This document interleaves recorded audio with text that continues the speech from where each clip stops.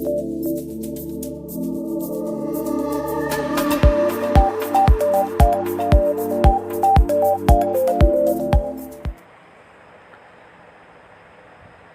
बार फिर से आप सभी का कैरियर गाइडेंस में स्वागत है।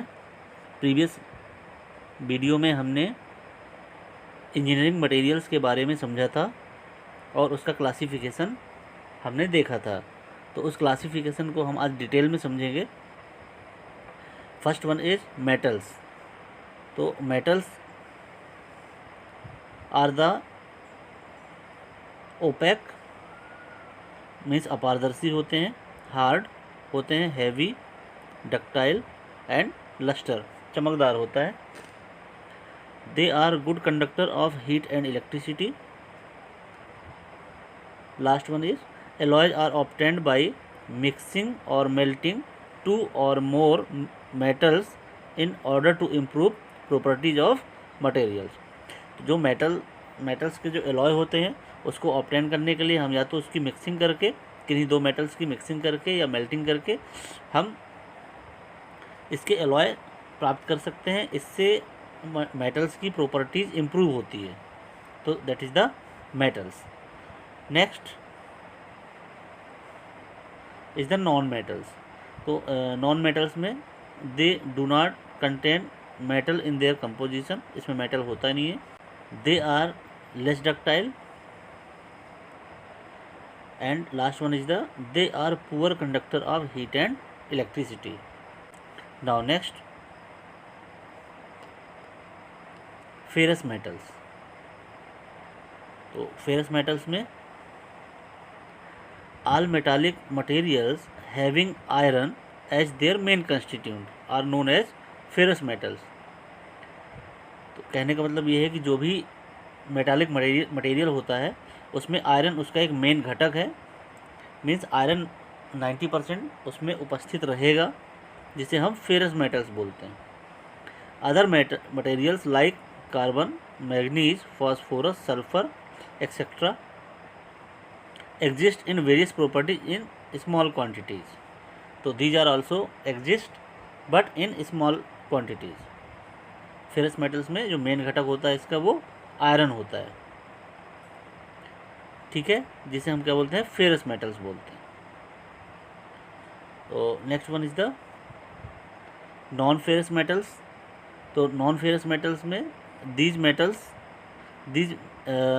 those metallic materials which do not contains iron as their main constituent are known as non ferrous metals। जैसा कि हम लोग पहले भी इसका डिस्कशन कर चुके हैं। तो इसमें जो आयरन होता है वो मेन कॉन्स्टिट्यूट या मेन घटक नहीं होता, जिसे हम क्या बोलते हैं, non ferrous metals. Next cast iron. अब कास्ट आयरन क्या होता है? Cast iron is a classification of ferrous metals. तो ferrous metals are classified in 3 types. First one is the cast iron, second one is the wrought iron and third one is the steel. अब तीनों में से इसका पहला classification है cast iron. तो cast iron basically it is alloys of iron and carbon containing up to 2.14% carbon are called steel. कहने का मतलब ये है कि ये आयरन और कार्बन के एलॉय हैं, दोनों से मिलकर बनता है, और जिसमें कार्बन का परसेंटेज 2.14% तक होता है। अगर 2.14% तक कार्बन की मात्रा आयरन के साथ पाई जाती है तो इसे हम स्टील बोलेंगे, ठीक है। And those alloys containing carbon above 2.14% are called cast iron. तो जो आयरन एंड कार्बन मिलकर बहुत सारे एलॉयज बनाते हैं। ऐसा एलॉय जिसमें कार्बन का परसेंटेज 2.14% होता है तो उसे हम क्या बोलेंगे, उस एलॉय को हम स्टील बोलेंगे। बट अगर ये कार्बन की मात्रा 2.14 से बढ़कर 6.67 तक जाती है तो इसे हम क्या बोलेंगे, कास्ट आयरन। तो it is totally depends on the percentage of carbon presence in the iron, ठीक है। Now next one, it is obtained by melting the pig iron. कच्चा लोहा को हम पिघलाकर with coke and limestone, coke and चूना पत्थर के साथ मिलाकर फर्नेस में डालते हैं, ठीक है, जिससे कि हमारा कास्ट आयरन बनता है। इसको प्राप्त करने के लिए, कास्ट आयरन को बनाने के लिए हमें ये प्रोसेस करनी पड़ती है। Carbon in the cast iron usually exist in 2 forms. ये जो कार्बन होता है कास्ट आयरन में 2 प्रकार से पाया जाता है। First one is the graphite and second one is the carbide. तो 2 प्रकार से ये उपस्थित होता है कार्बन कास्ट आयरन के अंदर। तो कंपोजिशन देख लेते हैं कास्ट आयरन के। तो कास्ट आयरन का जो कंपोजिशन है उसमें कार्बन का परसेंटेज, जैसा हमने डिस्कस किया, कार्बन का परसेंटेज 2.14 से 6.67 तक जाता है। इसके बाद सिलिकॉन 0.5% से लेकर 1% तक सिलिकॉन उपस्थित रहेगा। सल्फर की मात्रा इसमें रहती है 0.06% से लेकर 0.12% तक। फास्फोरस इसमें उपस्थित रहता है 0.10 से 0.30 तक। इसके बाद मैग्नीज, जो आपका मैग्नीज है, मैग्नीज आपका 0.10% से लेकर 1.0% तक उपस्थित रहेगा, और रिमेनिंग जो सारी चीज़ें रहेंगी उसमें वो आयरन की रहेंगी, ठीक है। Now its properties. तो कास्ट आयरन की जो प्रॉपर्टीज होती हैं, ये लो टेंसाइल स्ट्रेंथ होती है इसकी, बट हाई कंप्रेसिव स्ट्रेंथ होती है। Next one is good hardness and wear resistance in the cast iron. These are the properties of cast iron. Next property is good castability. जो cast iron होता है उसकी good कास्टेबिलिटी होती है, कहने का मतलब हम किसी भी फॉर्म में इसको कन्वर्ट कर सकते हैं, किसी भी ढांचे में डालकर इसको हम कास्टिंग कर सकते हैं। तो there are good castability and it is a good properties of the cast iron. Next property is the very low ductile. जो कास्ट आयरन होता है ये लो डक्टिलिटी होती है, इनकी जो डक्टिलिटी होती है वो बहुत ही कम होती है। अब यूजेस क्या होते हैं इसका? मशीन स्ट्रक्चर बनाने में, चूँकि इसकी कास्टेबिलिटी बहुत अच्छी होती है तो कास्टिंग करके हम मशीन के स्ट्रक्चर्स बना सकते हैं, इसके हम फ्रेम बना सकते हैं, है ना। फॉर इलेक्ट्रिक मोटर्स के लिए यूज करने के लिए इसके हम फ्रेम बना सकते हैं। सिलेंडर ब्लॉक बना सकते हैं, जो सिलेंडर ब्लॉक बनता है आपने सुना होगा गाड़ी में, तो सिलेंडर ब्लॉक बना सकते हैं, सिलेंडर हेड बना सकते हैं। ये सब सारी चीज़ें पॉसिबल इसलिए हो पा रही है क्योंकि ये इसकी गुड कास्टेबिलिटी है। गुड कास्टेबिलिटी की वजह से हम ये सारी चीज़ें बना पा रहे हैं। तो these are the properties of cast iron. I hope आप लोगों को समझ में आ गया होगा कि कास्ट आयरन का जो नेचर है वो कैसा है और क्या क्या हम उससे बना सकते हैं। Next, types of cast iron. तो अब यहाँ पर देखते हैं कि कास्ट आयरन के टाइप्स क्या क्या हैं।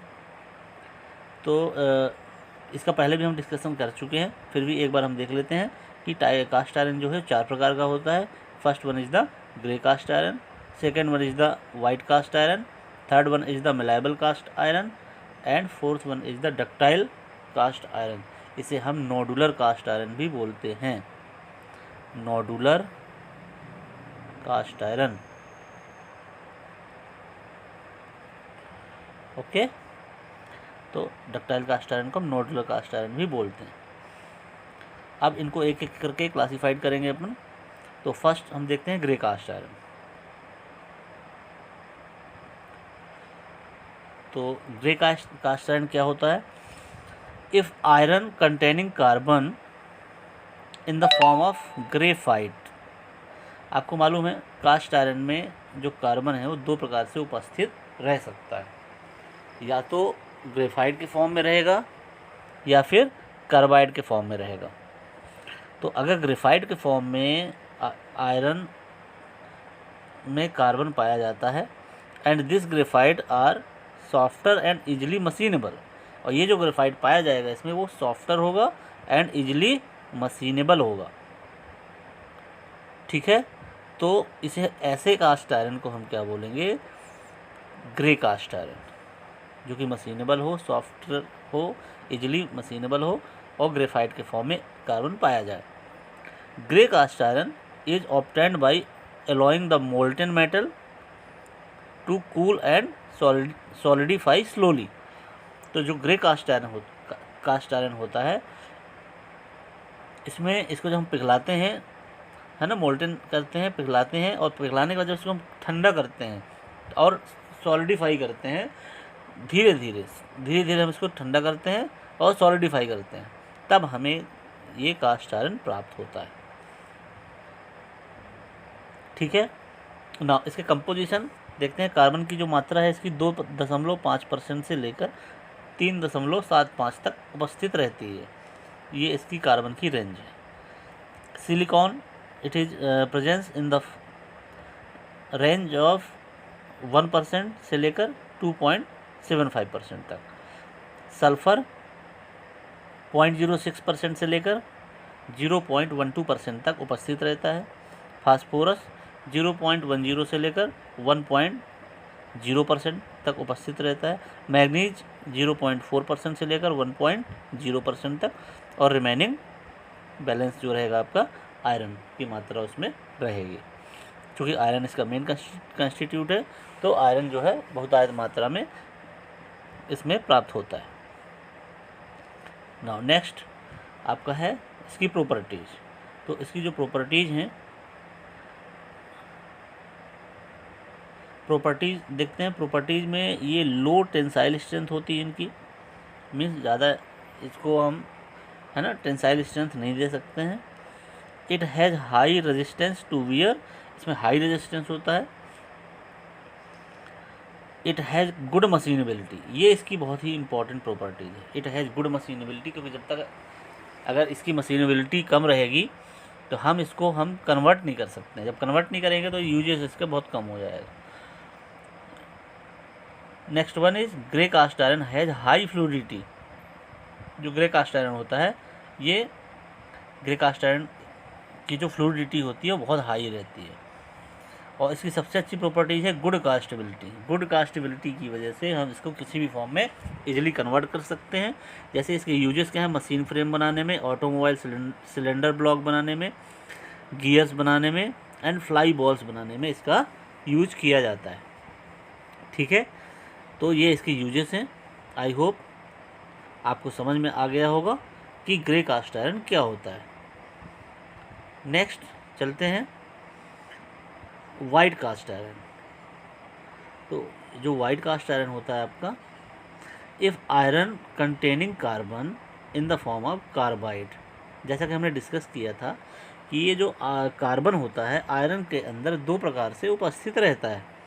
First one is the carbide and second one is the graphite. Second one is the graphite.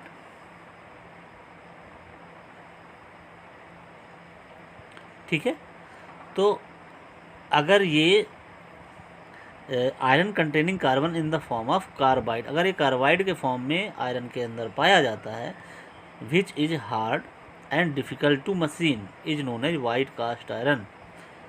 Clear है। अगर कार्बन आयरन के अंदर कार्बाइड के फॉर्म में पाया जाता है, जो कि हार्ड और डिफ़िकल्ट रहता है मशीनिंग के लिए, इसे हम वाइट कास्ट आयरन बोलेंगे। It is obtained by rapid cooling. Rapid cooling करने पे हमें ये प्राप्त होता है। तो कंपोजिशन देखते हैं। कंपोजिशन में कार्बन का परसेंटेज 1.75 से लेकर 2.30 तक, सिलिकॉन 0.85 से 1.20 तक, सल्फर 0.12 से 0.35, फास्फोरस 0.005 से लेकर 0.20 तक, मैग्नीज 0.10 से 1.20 तक पाया जाता है। रिमेनिंग जो रहेगा आपका बैलेंस वो आयरन रहेगा, क्योंकि आयरन इसका मेन घटक है, मेन कंस्टिट्यूट है, इसलिए बहुतायत मात्रा में रहेगा। रिमेनिंग आपका स्मॉल क्वांटिटी में बाकी कंपोजिशंस रहेंगे, बाकी मात्रा इसकी रहेगी। ठीक है, नेक्स्ट इसमें देखते हैं इसकी प्रॉपर्टीज़। इसकी प्रॉपर्टीज़ क्या होंगी।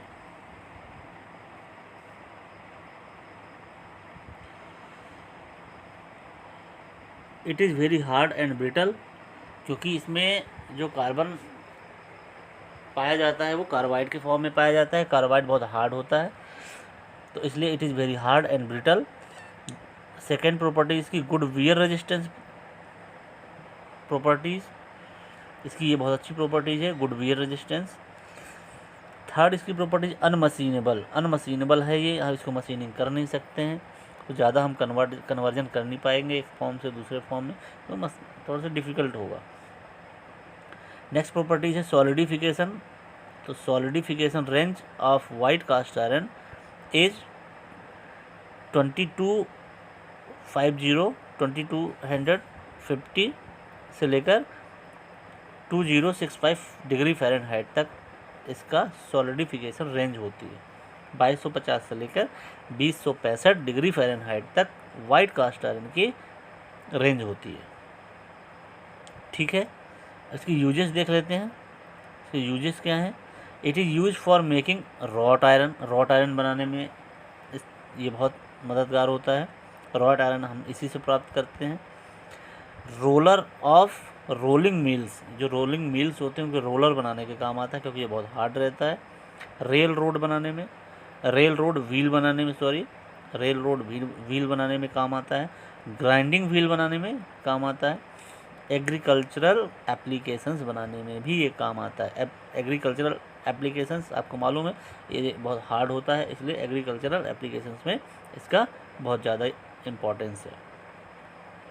तो ये इसकी प्रॉपर्टीज़ हैं। Now malleable cast iron, it is the property of material by virtue of which it can be flattened or bent without cracking when hammered। कहने का मतलब ये है कि ऐसा मटेरियल जिसमें हम हैमरिंग करें उसको फ्लैट करने के लिए और बेंड करने के लिए, तब ये बिना क्रैक हुए ऐसा हो जाना चाहिए, वो बिना क्रैक हुए बेंट हो जाना चाहिए और फ्लैट हो जाना चाहिए। तो इस टाइप की प्रॉपर्टीज़ को हम क्या बोलेंगे? मलायबल कास्ट आयरन। अगर कास्ट आयरन ऐसी प्रॉपर्टी हमें दे रहा है ना, तो उसे हम क्या बोलेंगे? मलायबल कास्ट आयरन। तो मलायबल कास्ट आयरन के लिए जैसे गोल्ड हो गया, सिल्वर हो गया, कॉपर, एल्यूमिनियम, लेड, है ना, आर मलायबल मटेरियल्स। तो a malleable material may not be ductile, ये डक्टाइल नहीं हो सकता। ठीक है, this property enables a material to be rolled down to very thin sheets। मतलब ये जो इसकी मलायबल प्रॉपर्टीज होती है, जो मलायबल कास्ट आयरन होता है, इसके कारण हम उसको रोल डाउन कर सकते हैं बहुत ही पतली पतली सीट के फॉर्म में, जिससे कि हम उसको कन्वर्जन कर सकते हैं। जैसे गोल्ड और सिल्वर से आप देख रहे हैं बहुत सारे, है ना, ऑर्नामेंट्स बनते हैं, तो उसके लिए बहुत पतली पतली तारें यूज की जाती हैं, वायर्स यूज किए जाते हैं, है ना, तो कितने बहुत बारीक बारीक सी चीज़ें रहती हैं उसको कन्वर्ट करने के लिए। तभी तो ऑर्नामेंट्स आपके बनते हैं गोल्ड और सिल्वर वगैरह से, है ना। कॉपर के आपने बाइंडिंग देखी होगी मशीन्स में कि कॉपर वायरिंग है, कॉपर वायरिंग होती है, इसमें पतली पतली तार लगी होती है। एल्यूमिनियम वायरिंग देखी होगी आपने, कॉपर वायरिंग देखी होगी। तो दीज आर द मलायबल मटेरियल्स। तो मलायबल मटेरियल्स होने के कारण ये सारी चीज़ें पॉसिबल हो पा रही हैं। इसका कंपोजिशंस देखते हैं। तो कार्बन का परसेंटेज इसमें 2.20 से लेकर 3.60 तक उपस्थित रहेगा कार्बन का परसेंटेज। सिलिकॉन 0.40 से लेकर 1.10 तक, सल्फर 0.03 से लेकर 0.40 तक, फॉस्फोरस इसमें 1.0 से लेकर 0.20 तक, मैग्नीज 0.10 से 0.40 तक, बाकी रिमेनिंग आपका आयरन रहेगा, क्योंकि आयरन इसका मेन कॉन्स्टिट्यूंट। इसकी properties of malleable cast iron, it has very good machinability and weldability. हम इसको कैसे भी मशीनेबिलिटी कर सकते हैं, मशीन, है ना, और इसको कैसे भी वेल्डिंग कर सकते हैं। तो इसकी वेल्डेबिलिटी अच्छी होती है और इसकी मशीनेबिलिटी अच्छी होती है। It has low thermal expansion.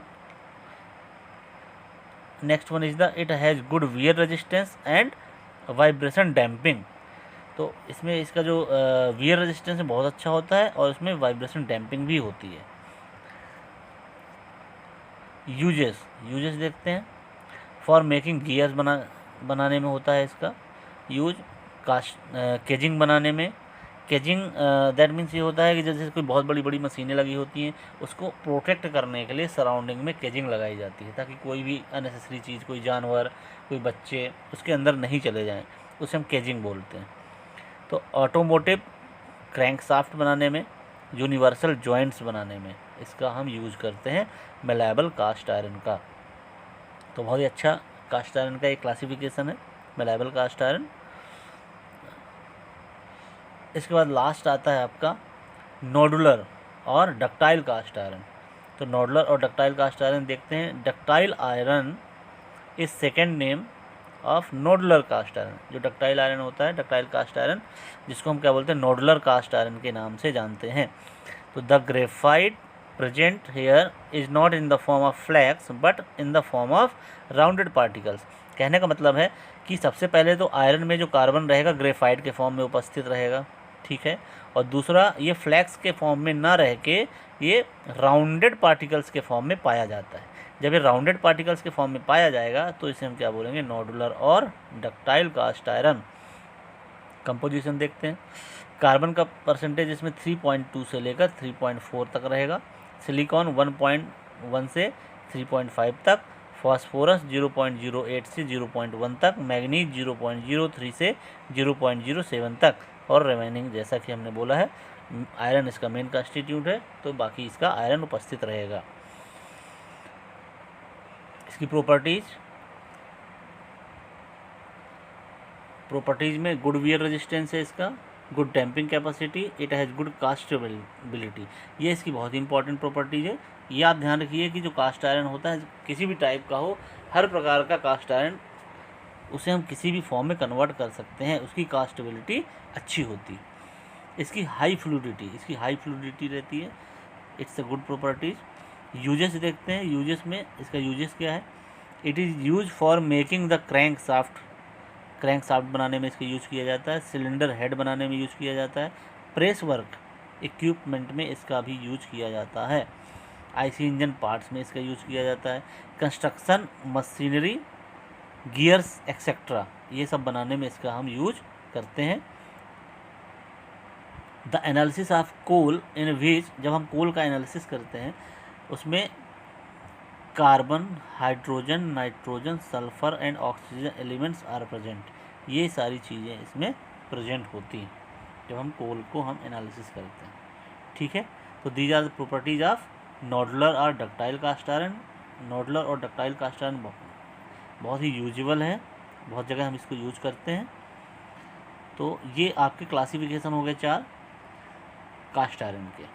इसकी प्रॉपर्टीज़ हमने पढ़ ली, ठीक है। आई होप आपको समझ में आ गया होगा कि कास्ट आयरन का कितना इम्पोर्टेंस है, और उसकी सबसे मेन प्रॉपर्टीज़ है कि ये इसका गुड कास्टेबिलिटी होती है, इसको हम कास्टिंग कर सकते हैं, ठीक है, किसी भी फॉर्म में इसको कन्वर्ट किया जा सकता है। नेक्स्ट देखते हैं हम स्टील, है ना। रॉट आयरन था, रॉट आयरन के कोई क्लासिफिकेशन नहीं है। इसके बाद हम स्टील देखते हैं, स्टील को हम क्लासीफाई कर सकते हैं। स्टील को देखते हैं, स्टील क्या है, हमने जैसा कि हमने डिस्कस किया था प्रीवियस स्लाइड में। तो स्टील इज एन एलॉय, ये एक एलॉय है जिसमें आयरन और कार्बन रहता है। कार्बन का परसेंटेज वेरी करता है, with varies of carbon up to 1.4 to 2% तक ये कार्बन वेरी करता है। कार्बन का परसेंटेज, अगर कार्बन का परसेंटेज आयरन के साथ 1.4% से लेकर 2% तक रहेगा उसे हम स्टील बोलेंगे, ठीक है। Percentage of carbon change according to properties required and uses, है ना। जैसी आपकी प्रॉपर्टीज रिक्वायर्ड होगी, जैसे यूजेस होंगे, इसके हिसाब से कार्बन का परसेंटेज जो है चेंज होता रहेगा, ठीक है। तो यूज ऑफ स्टील, इसका जो यूज होता है स्टील का, जैसे ऑटोमोबाइल में होता है, देखा होगा आपने, कार वगैरह जो होती हैं, गाड़ियाँ होती हैं, कहीं कहीं पे आपको स्टील मिल जाएगा, बॉडी में, फ्रेम में। कटिंग टूल्स में, जैसे कटिंग टूल्स चीज़ें रहती हैं, कटिंग टूल्स बनाते हैं हम, वहाँ पर स्टील का यूज होता है। मशीन्स में और बिल्डिंग्स बनाए, इम्पॉर्टेंट, वेरी इम्पॉर्टेंट है ये कि बिल्डिंग्स बनाने में सबसे ज़्यादा इसका यूज होता है। आपने देखा होगा कि बहुत जब बड़ी बड़ी बिल्डिंग्स बनती हैं उसमें नीचे बड़ा स्टील का जाल बिछाया जाता है, ताकि वो एक तो स्टील गले नहीं, लॉन्ग टाइम तक चले। जैसे कहीं बार पानी का लीकेज हो जाए, पानी के कांटेक्ट में आ जाए तो जल्दी इसमें जंग नहीं लगे, और जल्दी इसकी लाइफ जो होती है बहुत ज़्यादा होती है, स्टील की, इसलिए ये बिल्डिंग्स में बहुत ज़्यादा यूज़ होता है ताकि बिल्डिंग्स की लाइफ जो है ज़्यादा समय तक रह सके, क्योंकि बिल्डिंग्स बार बार हम उसको रेनोवेट नहीं कर सकते हैं। तो it is a definition of steel. Next it is the classification of steels. तो क्लासिफिकेशन देखते हैं टाइप्स ऑफ कार्बन स्टील। तो इट इज़ अ 4 टाइप्स। पहला आपका लो कार्बन स्टील होता है, दूसरा मीडियम कार्बन स्टील, तीसरा हाई कार्बन स्टील एंड चौथा एलॉय स्टील, जो कि हम नेक्स्ट स्लाइड में डिस्कस करेंगे। तो लो कार्बन स्टील और माइल्ड स्टील भी इसको कहते हैं। तो इसमें आप सभी को मालूम है ये एक एलॉय है आयरन और कार्बन का, पहली चीज़। अब इसमें अगर कार्बन का परसेंटेज 0.25% तक रहता है तो उसे हम क्या बोलेंगे, लो कार्बन या माइल्ड स्टील, ठीक है। सेकेंड, जो मीडियम कार्बन स्टील होता है, ये भी एक एलॉय है, आयरन और कार्बन मिलकर बनाते हैं, लेकिन जो कार्बन का परसेंटेज है 0.25% से लेकर 0.70% तक अगर रहता है तो इसको हम क्या बोलेंगे, मीडियम कार्बन स्टील, ठीक है। तीसरा high carbon steel. High carbon steel में ये 0.7 से लेकर 1.05% तक अगर कार्बन का परसेंटेज आयरन के साथ रहता है तो इस टाइप के एलॉय को हम हाई कार्बन स्टील एलॉय बोलेंगे, ठीक है। अब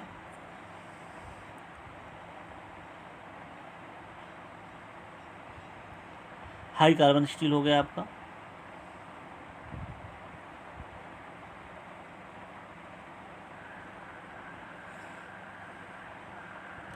लो कार्बन स्टील हो गया, मीडियम कार्बन स्टील हो गया, हाई कार्बन स्टील हो गया। अब बचा आपका एलॉय स्टील। एलॉय स्टील को हम वैसे भी डिस्कस कर चुके हैं कि एलॉय बनाने के लिए हम क्या करते हैं, आयरन और कार्बन का परसेंटेज मिलाते हैं जिससे कि ये एलॉय इसके मिलते हैं हमें। वैसे भी जो आयरन और कार्बन है ये भी एक एलॉय है, क्योंकि जब भी दो मेटल, जैसा कि हमने पढ़ा है, जो एलॉय होता है वो कैसे मिलता है, जब कोई दो मेटल्स मिलकर, है ना, कोई एक तीसरी चीज़ बनाते हैं जिससे कि उसका प्रॉपर्टीज़ इम्प्रूव होती है, मटेरियल की प्रॉपर्टीज़ इम्प्रूव होती है, उसे हम क्या बोलते हैं, एलॉय बोलते हैं। तो इसको अब एक्सप्लेन करने की ज़रूरत नहीं है, आप लोग समझ गए होंगे कि एलॉय क्या होता है, ठीक है। तो these are the classification of plain carbon steel. तो आज के लिए इतना ही। आई होप आप लोगों को ये वीडियो पसंद आया होगा। नेक्स्ट वीडियो में मिलेंगे नेक्स्ट टॉपिक के साथ। Thank you so much.